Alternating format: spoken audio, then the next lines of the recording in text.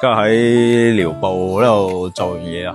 咁啊烈日當空啦，但係呢個其實工業區就唔係好多嘢食啊，大家可以睇到啊，呢條路都劃爛晒，咁咧有間新開嘅燒雞好似唔錯。喂，依家咧朋友圈點讚啊，68個讚嘅話咧，每日前5個人過嚟咧都可以攞隻燒雞，但係我翻去睇下係咪真係好好食先。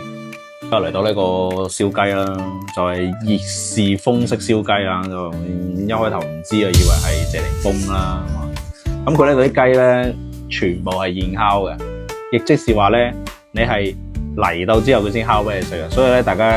最好咧係有個心理預期，你要等下啦，或者你先打電話同老細 book，或者我依家過嚟食咁樣啦。因為烤隻雞要20分鐘嘅，咁我今日就第一次嚟，所以我唔係好清楚啦，咁就戇鳩鳩咁樣就等 Q 咗20分鐘先至開始有得食，就等咗比較耐嘅。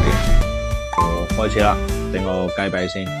我睇落去就好似好脆咁喎，雞髀。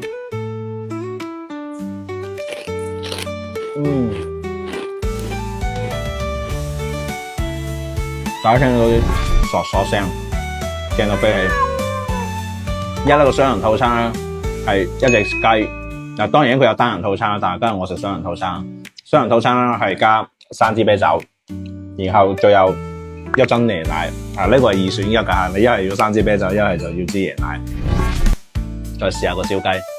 真係唔錯，可以過嚟試下，真係脆個燒雞，哇，好脆啊！